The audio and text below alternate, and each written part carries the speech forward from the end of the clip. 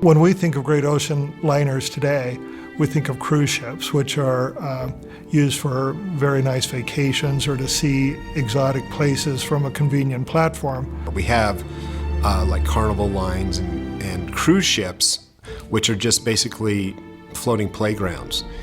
People don't realize that the Lusitania really represented the queens of the seas, and there was a glamour around Titanic, Lusitania, ocean liners.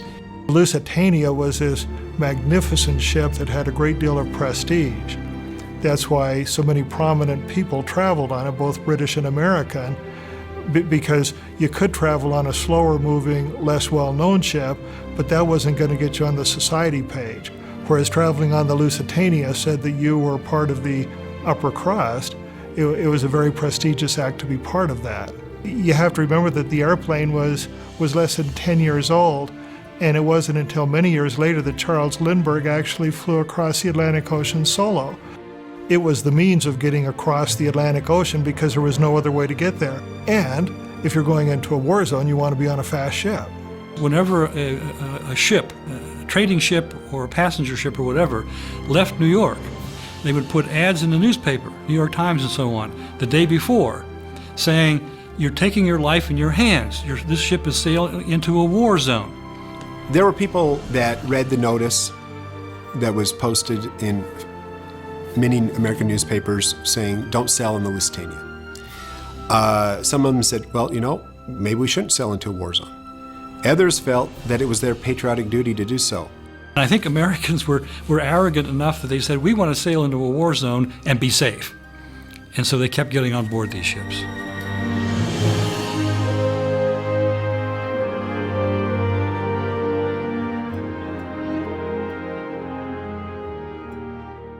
If there's ever a war that should not have been fought, and there's many that's in that category, but if there's ever a prime war that should never been fought, it was World War I. An absolute collapse and failure of leadership and diplomacy. World War I saw some of the worst losses in modern military history, 18 million dead, 21 million wounded. And I think that's the result of two revolutions that transformed Europe in the 19th century, the industrial and the democratic. The Industrial Revolution gave countries enormous killing power, and the Democratic Revolution made the great mass of the people ready to sacrifice themselves for their country. The war, when it began, was an act of folly by all sides. No one won that war. There may be people that we talk about as the winners, but no one won. You can argue that Britain and France were shattered by that war, and they were just shadows of themselves and that were polished off by World War II. A lot of people going back from the Second World War, where Hitler was clearly in charge of the Germans say, well, both world wars were a clash of good against evil. I think one can make that case for the Second World War, but I don't think so for the First World War. I think the First World War is more a story of the great powers of Europe sliding down into a great war, and they all violated international law. The British violated international law, the Germans violated international law, they all did. Unlike World War II, World War I was a clash of economies and nations as opposed to a clash of cultures. World War II had Germany, who came into existence in 1871, and so for about 40 years they had been gaining great economic strength, and they felt underappreciated by the world at large, particularly since Kaiser Wilhelm was a first cousin to the King of England, and he felt like they just didn't get enough respect. So in some ways he wanted to establish a greater dominance over Europe. I think he envisioned England as sort of the power of the seas with their great empire, Germany as the center of Europe. So he was sort of aching for a war to show how tough they were. World War I is much more ambiguous, and I think all the powers share some of the blame for getting in that war. The Austrians, who invaded Serbia, the Germans for not putting the brakes on the Austrians by basically giving them a blank check. The Russians, because they supported Serbia the way the Soviet Union supported Cuba later on. The French, because they encouraged the Russians. And last but not least, the British, because they did not let the Germans know what they would do if the Germans invaded Belgium. Britain, for its part, saw it as sort of, who do these guys think they are? And so they actually were kind of anxious to have a quick war where they'd put Germany in its place. France was sort of understood that they were in between the two. And then you had Austria, Russia, all of these powers that had very complex treaties with each other that if one were attacked, the other would come into play. I think what happened was that through much of the 19th century, you had a system in Europe where the countries could get together in different ways and look at problems as they came up, particularly on the fringes of Europe. But once Germany came into existence and was as powerful as any two other countries, you began to have a system emerging of two groups of powers, the Entente and the other side, and that made it extremely difficult for the European powers to get together and face problems jointly, because the question always was, will my allies stay with me in this crisis? Not how can all of us get together and deal with this crisis. And I think that's one of the main factors that led the European powers into war, this bipolar system that comes into existence in the 1880s and 90s. And it's often called the Domino War. There was the murder of the Archduke of Austria, Franz Ferdinand. That brought about calls for reprisals against Serbia. Serbia didn't want to give up their sovereignty over an act that they didn't really have control over. The dominoes started falling, and literally within a week, the whole of Europe was at war. With this one event, what caused this huge war? It was the barn that was littered with straw that was doused in gasoline. They just needed the spark, and that was it. And what was the gasoline and the fuel? The arms race. All over the world, the last vestiges of small tribal countries were game, and the Europeans were in this huge race to gobble up the last part of the world. I mean, it is like the most foolish thing that could have ever happened. But in context, everyone thought it would be over in 6 weeks. They'd settle new borders and get on with their lives. When war started, it's amazing how so many people think that it's going to be a short conflict, perhaps on the Napoleonic level or a tradition. One huge major fight like Austerlitz and it's over. One big bloodbath and cooler heads prevail. They come to the peace treaty. Everyone thought the wars were going to be fought really short. They thought, and they had every reason to suppose this. The last two major wars fought in Europe was the Russo-Prussian War, and over 40 years earlier, and just prior to that, a short war between Germany and Austria. These were fast wars in which there was a decisive outcome within a matter of months or weeks. So the idea that the war would be fast was entirely reasonable. I think if the national leaders had had any idea at the beginning of the war how long it was going to last and what it was going to cost, they would have done anything to keep out of it. What the Europeans should have realized if they'd looked at the American Civil War 40 years earlier, 50 years earlier, that with the industrial power, this thing could go on for a long time. When people think of World War I, they have this vision of trench lines and men going over the top, both German and French, British, later Americans. Technology is vital in understanding the way World War I was fought, and particularly how it sort of came to a standstill. And that is, in World War I, temporarily, the weapons of defense overshadowed the weapons of offense. And that's what got them trapped in the trench system. World War I is often thought of as the first big technology war, and most wars have a newer technology. World War I was really dramatic in that sense, and the number one technology that was really dramatic is cheap, effective machine guns. The machine gun had changed war completely, yet the militaries of Europe had not realized how dramatically it had changed it. A good example is there were units in some armies that only had 2 machine guns to every regiment. By the end of the war, they realized you wanted every platoon to have 2 machine guns, not every regiment. And what the machine gun did is it made defensive warfare extraordinarily effective. And it wasn't until towards the end of the war that they learned to use machine guns in an offensive manner that you started to see the trench warfare disintegrate and you started to see some mobility return to the battlefield. Another innovation is submarines. Now, submarines have been around for a while too, or the concept of having some type of vessel that would go underwater and attack other vessels. It was tried during the American Revolution with the turtle.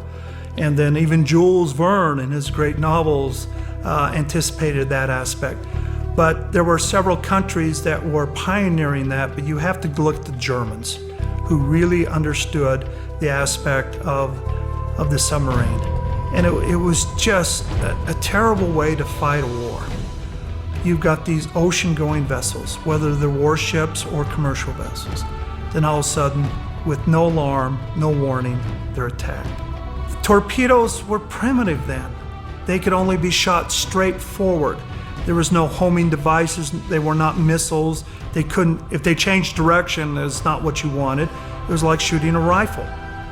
So you had to line up your vessel, your U-boat, straight on with the intended target, and through again math and the primitive sights and telescopes and things that they had at that time, and the propellants they had and how long they could travel underwater, a minute or 2. They had to close in close enough to engage a target. There was a lot of risk involved for the crews too. But the idea of the submarine used by the Germans, the way it was used, the tactic, was to starve England, blockade England by sea, not allow any ships or certain vessels from certain nations to get through. So the idea is, well, if this is modern war, if this is total war, then why are we allowing certain vessels through? The Germans were frustrated. They couldn't impose a blockade with surface ships, though they did send surface raiders out to run around and try to get ships. And some of the surface raiders were quite successful, but by and large, they needed to use this new weapon, which was U-boats. Now, each side had submarines. They hadn't quite realized how effective submarines could be. The British declared the North Sea, and that's how you get into Germany by sea, a war zone, and threatened to shoot or to sink any ships coming through. And that did a lot of damage, a lot of harm to German society. The German blockade was in reprisal for the British blockade. That's the way it usually works. Britain, in contradiction of international law, had blockaded Germany, including foodstuffs. So Germany would import food through neutral countries like the Netherlands. And what did Britain do? It effectively imposed blockades on the neutral countries to prevent that from happening. The blockade is the key military tactic that defeats Germany in that war. So their goal was to starve Germany into an early surrender, to make the political price at home too great for the Kaiser to continue the war. And when I say the Kaiser, I mean the military.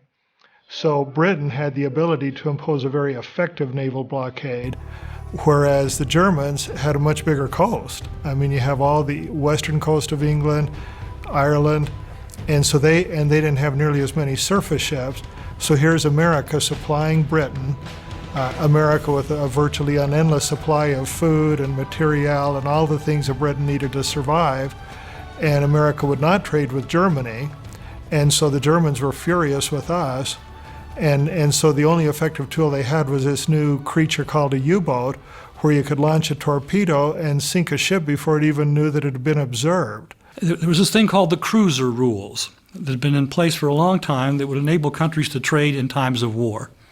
And the cruiser rule said, if a ship comes by, fire a shot over its bow, and if it stops, fine, look for contraband and so on, escort it to the nearest neutral port.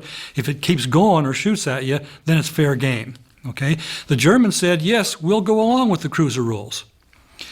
But Winston Churchill, First Lord of the Admiralty, said to all British captains, at the cost of trial for treason and losing your license, if a German submarine comes to the surface and fires a shot over your bow, ram it, because there's nothing more susceptible than a submarine on the surface as opposed to its deadly presence beneath the surface. When war occurs, unfortunately, civilians and non-combatants suffer also.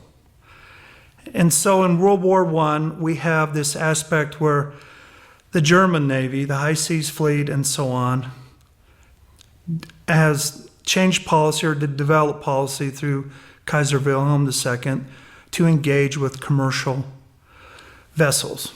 Now, what were they truly commercial? Were they all commercial? Were they carrying combatants? Were they carrying munitions and war material at times? Yes, they were. Many were.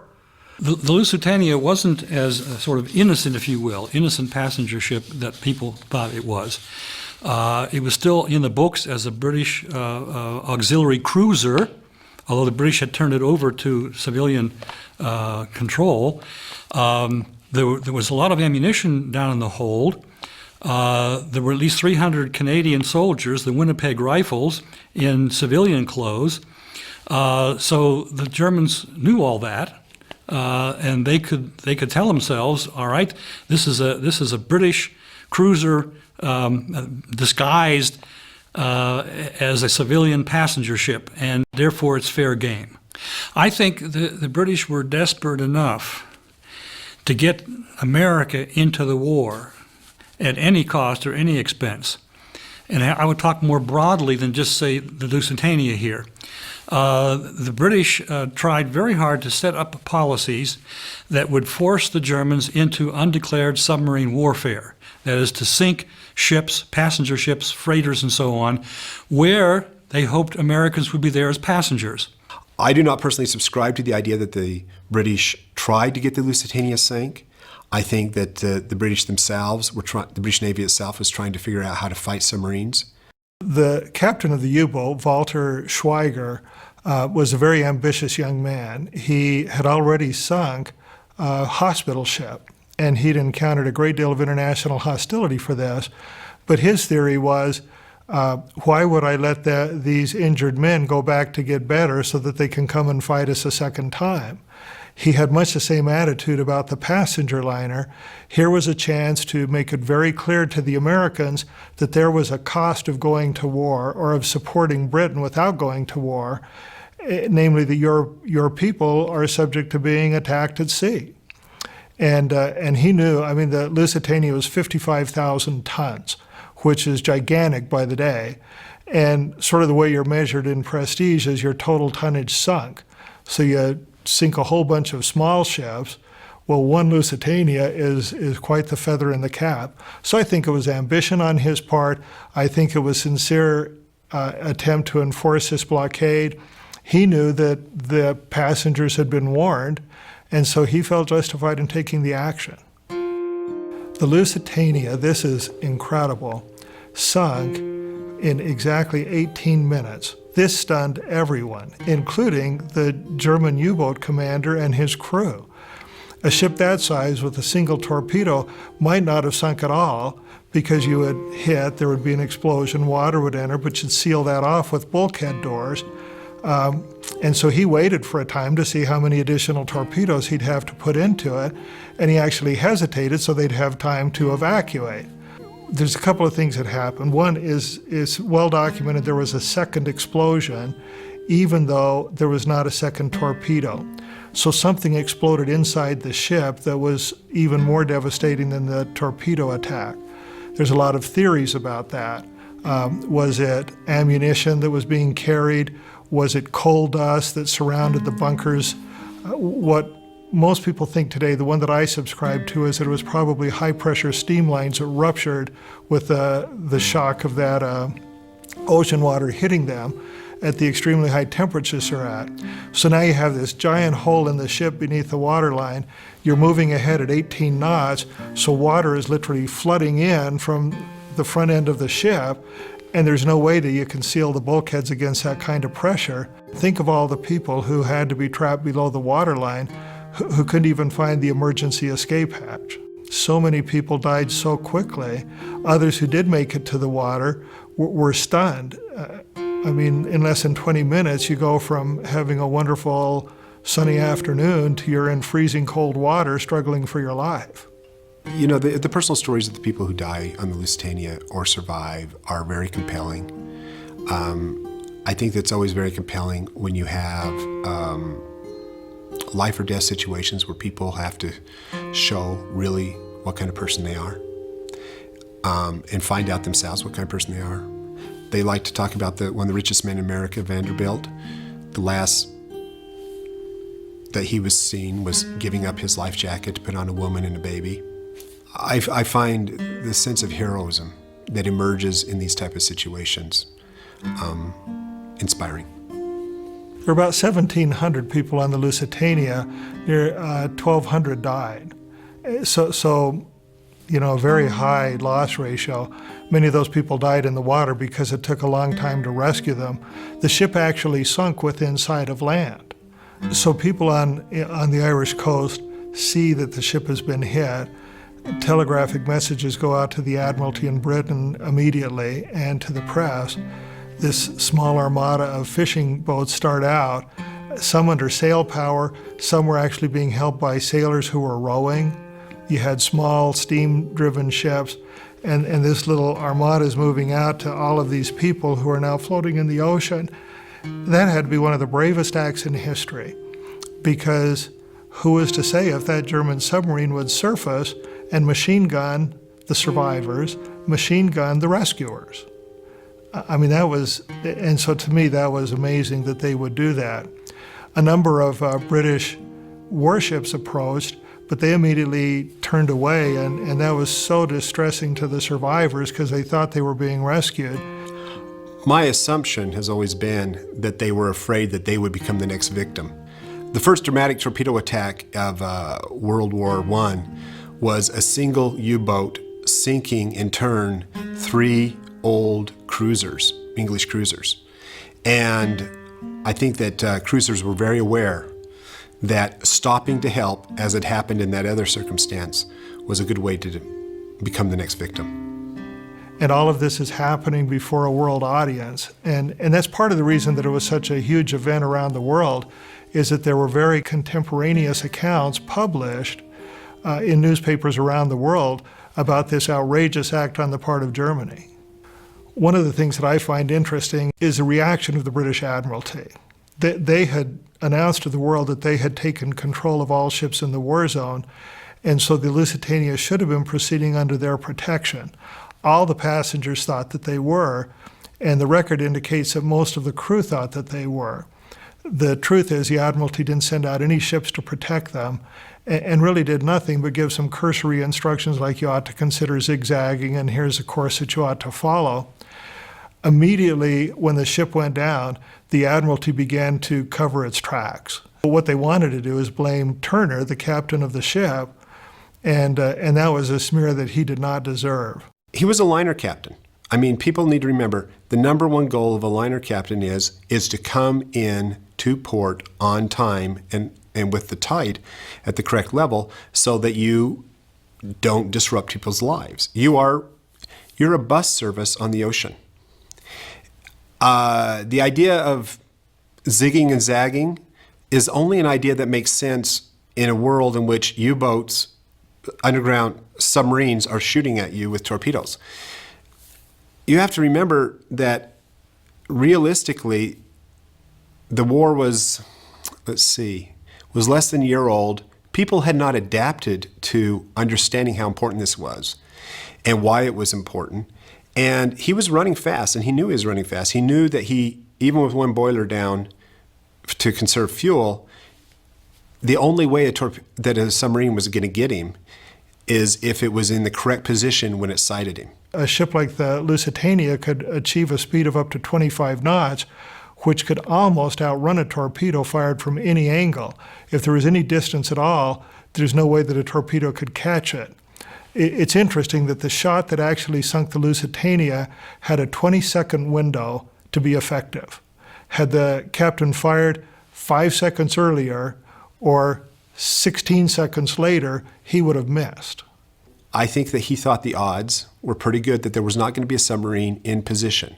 And he had received information from the Admiralty that was erroneous, as we later found out, that there was a submarine in the area, but it was elsewhere. Fortunately, In the formal inquest, the person in charge of the inquest, Lord Mercy, exonerated Turner, and the Admiralty, other things happened, and it went away. But that's really sort of the shameful part of it, is that no one would accept responsibility for having allowed a ship of such importance to go unprotected. Back at the time, this German diplomat said, after the Lusitania was sunk, he said, and I quote, "The American people cannot visualize the spectacle of 100,000 German children starving by slow degrees as a result of the British blockade. But they can visualize the pitiful face of a little child drowning amidst the wreckage caused by a German torpedo," unquote. That sort of says it all, and indicates again the British advantage in all of this. The sinking of the Lusitania in 1915, did it cause a huge roar in the way of military regard or ability or level of military stance? Not at all. What it was a huge psychological issue. People realized, the common citizens on both sides of the conflict, that this was a real war, that any non-combatant could be a target, a victim at some time. And for the Americans especially, who's straddling this fence, trying to be isolationists, not wanting to get involved in this European war, when 128 Americans go down with this vessel, this prime, beautiful, magnificent British passenger vessel, when it goes under those waves in the North Atlantic, it was a huge shock. Well, the Lusitania was not the match that lit the fuse that got America into the war. President Wilson tended to be more of a pacifist. He downplayed, to some extent, the sinking of the Lusitania. What ultimately got the United States into the war several years later in 1917. Number one was the fact that the Germans felt compelled, for economic reasons, because all those American goods were coming over to England and France, felt compelled to renew the policy of undeclared submarine warfare. And they were sinking ships like crazy in the spring of 1917. Now add to that the infamous Zimmermann telegram, where this German diplomat told the Mexicans that if the Mexicans were to come into the war and keep American troops in North America, they would get those areas that they had lost in the 19th century, the southwestern states of the United States. So those two things are important, but I think it's the third thing that overshadows all of that as to why we got into the war. And that is American business had too big a stake in the French and the English winning the war. Sort of the outcome of the sinking of the Lusitania is that it gave the British a terrific propaganda advantage over Germany. And they pushed that advantage to the very best of their ability. Winston Churchill, who's a personal hero of mine for what he did in World War II and for his courage between the wars, was fairly duplicitous in his reaction to the Lusitania. He said, "In spite of all its horror, we must regard the sinking of the Lusitania as an event most important and favorable to the Allies. The poor babies who perished in the ocean struck a blow at German power more deadly than could have been achieved by the sacrifice of 100,000 fighting men." So, in terms of the time, this was a momentous event, and the people understood it. As a person who loves history, as a person who's helped co-author some biography and written historical fiction, I really think people ought to be more aware of World War I because it was part and parcel of the greater conflict that ended with World War II. Stories like the Lusitania put a very human touch on that, and that's why I chose to write about it. I think it's a fascinating story and one that people would be very interested to learn about and to understand in greater detail.